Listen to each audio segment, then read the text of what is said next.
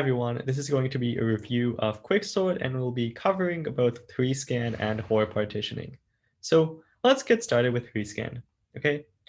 All that we're doing when we run Quicksort implemented with 3scan is that we first choose a pivot. In this example, we're going to choose the pivot as the leftmost item. Then what we're going to do is look at all of the remaining elements in the array, and we're going to partition them into 3 groups. Those smaller than, equal to, and greater than the given pivot. Okay?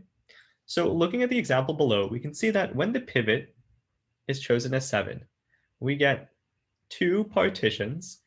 The first partition is all of the numbers less than 7, and the second partition is all of the numbers greater than 7. In this case, we can notice that partition 1 is a lot bigger than partition 2 because 7 isn't the best pivot for the given array. Okay? So what we'll notice is that if we continue this algorithm, and what I mean by that is when we have these subarrays, in order to sort them, we use this same procedure recursively, right? So diving into one more step, what we'll notice is that if I run this same algorithm on this subarray, what we will do is we will choose 4 as the pivot, then we will look at all of these remaining elements and partition them about 4. How that's going to look is that 3 and 2, which are less than 4, go to the left, the partition 1, and then should be partition 1. And then the other remaining elements, 5, 5, and 6, go to partition 2. Okay, so that is 3scan, and let's move on to Hoare partitioning. Okay, so what's happening here in Hoare partitioning is we want to try to make this partitioning scheme in place, okay? If we look back at 3scan, the problem is that we have to create these new arrays, right? But wouldn't it be better if I could partition all of these elements about 7, but do so in the same array? In other words, is it possible to figure out a partitioning scheme that's in place, okay? So that's what Hoare partitioning allows us to do. So Hoare partitioning is a bit complicated of an algorithm. So let's quickly try to understand these steps and then walk through an example, okay? So what we're going to do in Hoare partitioning is we're first going to let this element be the pivot, right? Then what we're going to do is create 2 pointers, L and G, okay? L is going to start from the left-hand side of the array, and it's going to favor smaller elements. G is going to start from the right-hand side, and it's going to favor bigger elements. That may be a bit confusing, so let's keep going, and then we'll see what that means, okay? So then what we're going to do is move these pointers toward each other. And if a pointer, right, a pointer is either L or G, sees somebody they don't like, they're going to stop there. So since L likes small elements, we're going to say that L dislikes larger or equal to elements, okay? In the same fashion, since G likes big elements, G dislikes smaller or equal to elements, okay? So if L and G both stop at some point, then we've realized that they both dislike who they are, or both dislike the current element that they're at, so it would make more sense to swap them, okay? So the idea here is that if both L and G are stopped, we're going to swap the elements that they're currently at and then move them along, okay? And then finally, how do we know that we're done, right? The idea here is we're trying to partition all of the elements in this array about the pivot 7.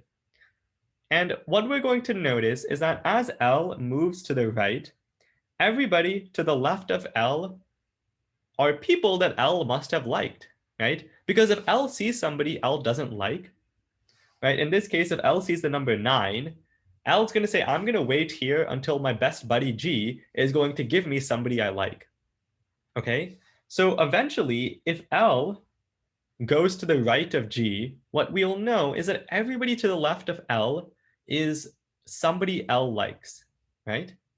So then what we can say is that the first half of our array constitutes people L likes, the second half constitutes people G likes. So intuitively, we've just partitioned our array. And if this is a bit iffy, let's walk through an example and it'll make sense. So starting with the pivot 7, we will set L and G appropriately, okay? L gets to go first. So L is just going to start walking to the right until L hits someone that L doesn't like. In this case, L will hit the number 9, and L will say, okay, I don't like 9. I'm just going to wait here until my best buddy G gives me somebody I like, right? G is going to start here, and then G's like, I'm already at somebody I don't like. Let's swap L. So G and L will swap, which means that the values they're currently at will swap in the array, like so. Okay? Then what we're going to do is we're going to say, L, you can keep going. Okay? So L is going to keep going, and it's going to keep seeing people it likes until it overshoots G. When L overshoots G, what's going to happen here is that we know everybody to the left of L are people that L must have liked, right? All of these people L liked. So what we can say is that I can take the pivot and swap it with the person just before L, or the person G is currently at. And what's going to happen there is now we've successfully partitioned this array about the number 7. And now we can just proceed to keep running quicksort, right, on this half and then this half. So that is how Hoare partitioning works. Let's kind of think about why would we ever use quicksort as a whole to begin with, right? So some things about quicksort, it's the fastest sorting algorithm. It's really good. And some other perks is that it's in place with Hoare partitioning and it's stable with 3-scan. So why is it stable with 3-scan? Well, looking back to this example, suppose that we have two elements that are the same, right? In this example, let's say that we have a 5a and a 5b. What we'll notice is that when we create these partitions, if I create all of the people that are less than 7, we'll notice that I can just iterate through this array in order. And as I see somebody that's less than 7, I put that person in the new array. So what we can ensure is that if I see 5a before 5b, 5a will come before 5b in this partitioned subarray. And because of that, we can see that 3-scan is stable, right? So that's the perk about stability. So let's quickly talk about the best and worst case runtime, okay? So when we think about quicksort, unlike merge sort, there's some degree of variability. The pivot can either be good or it can be bad.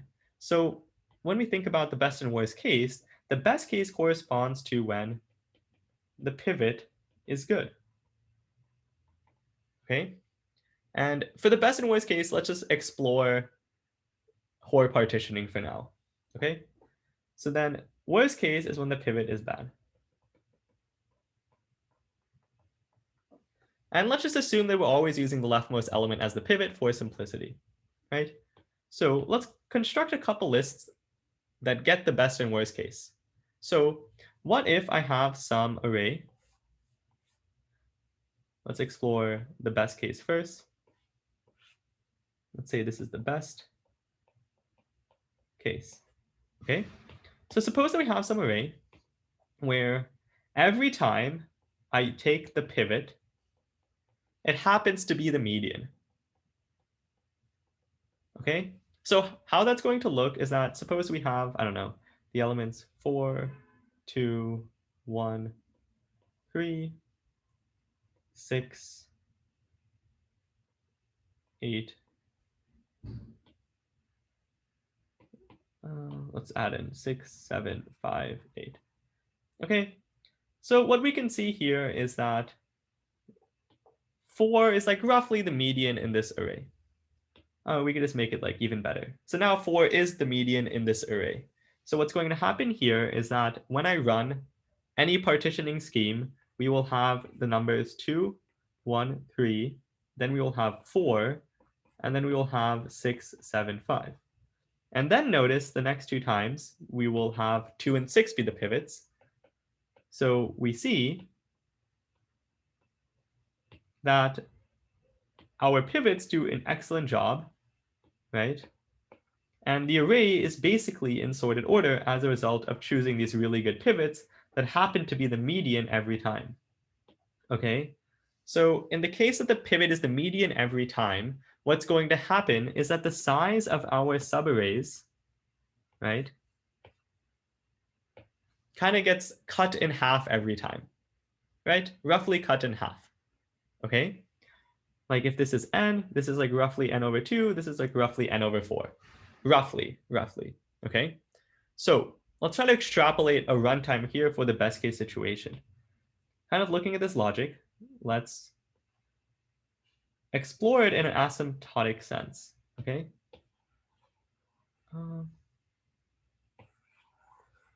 Sorry about this. No, why isn't this letting me shrink? Okay, for some reason, this is not letting me shrink. But the idea here is that the runtime, when the pivot is really good, becomes the same exact as merge sort, right? If we recall in merge sort, what happens is that the first time I call my function, the input size is n, and the amount of work I do in merge sort is n, because that's how much time merging takes. In Quicksort, we get the same exact recursive tree in the best case behavior. What I mean by that is in Quicksort, we can think about the work done in the function call as being solely attributed to partitioning, right, for Quicksort. So what we will notice is that when partitioning is pretty good, what's going to happen is that the resulting two subarrays are each going to be of size n over 2 and n over 2, right? These are the sizes of the subarray. Okay, so then what we will notice is that we will have the same recursive tree because partitioning takes n time, with where n is like the size of the input, and then we get this exact recursive tree, and we get a runtime of n log n. Okay, so if you all are like looking at this recursive tree and say, how did we get from this recursive tree to n log n? Watch the end of the merge sort video. But yeah, until then, let's kind of move back to this example. Okay, so we've decided the best case is n log n. Let's kind of look at the worst case then. So the worst case behavior is when our pivot is really bad every time, right? So let's quickly explore that situation. So this is the worst case. So suppose I have an array that's either sorted in increasing or decreasing order. Okay, let's just say it's decreasing for this example. Okay, so what's going to happen is every time if I choose my pivot as the first element, what we will notice is that this pivot is going to do basically no partitioning, right? We will see that the next time I recurse, my array has only gone down by one element, right? So what we'll notice is that the total amount of time our algorithm takes, if we keep repeatedly choose one element as the pivot that does basically no partitioning, like 9 and 8 in this example, is that each iteration, the size of the array that we're sorting goes down by 1, right? So if we're looking at the total amount of work that we're doing, the first array has n elements. So to find or to partition all of these elements about 9, and if there's n of them, the first time we run Quicksort, we do n steps, right, for this first array. For the next array, we do n minus 1 steps because we've successfully put 9 in 9's place. Then we do n minus 2 steps for the next time. And what we'll notice is that if we keep choosing a pivot, that's really, really bad, right? If we keep choosing a pivot that does no partitioning, right? All the elements are either to the left or all the elements are to the right. We will decrease the amount of work each level of Quicksort by 1 until we finally get to the bottom, right? So the work done at the final call to Quicksort will be 1. And then what we will notice is that the total work that we do is going to be equal to the sum of n plus n minus 1 plus all the way up till 1, which is the sum of the first n numbers, which comes about to n squared. Okay, so that's how we get the worst case runtime in Quicksort. So finally, we've made it to our understanding question. So today's understanding question is on the trickier side, but I think it's a good conclusion. And what we're going to do is construct two 4-element arrays where the middle elements are duplicates, okay? And the idea here is we want to kind of explore the stability in Hoare partitioning. Rather, we want to explore how Hoare partitioning isn't a stable sorting algorithm, okay? So for the first array, we want Hoare partitioning to somehow produce a stable result, right? Just because a sorting algorithm isn't stable, it doesn't mean that every time I call my sorting algorithm, I get unstable results, right? So for the first array, Hoare partitioning should be stable. For the second one, it shouldn't be stable. And recall, when a sorting algorithm is stable, it means that for every pair of duplicate items, the pair is ordered relative to each other the same in the original array as in the final array, okay? So pause the video here, try to think about two 4-element arrays such that in one, the order of the duplicates is preserved, and in the other, the order of the duplicates is not preserved after we run Hoare partitioning. Okay, so hope you all tried the problem. Let's kind of dive into the solution here. So when we run Hoare partitioning, what we kind of do is we like start from the end and we move inwards and we take two people out and we swap them, right? And so on. So it's really easy to lose stability in this manner because we don't really care about the ordering at all if we're moving in both directions, right? So let's try to think about the unstable idea first. So my idea for the unstable is we want a lot of swapping to happen. In order to create a lot of swapping to happen, we want it to be kind of in decreasing order. So my idea here is, what if we make two 3s here? We will call the first one 3a and 3b, and then we'll let the pivot be 2. This is going to be our pivot. And then we're going to make that final element 1. What's going to happen here is when we have our good old friends, L and G, L will stop at 3a and say, I don't like you, right? And then G will say, I don't like you 1. So then 3a and 1 will swap. Okay, so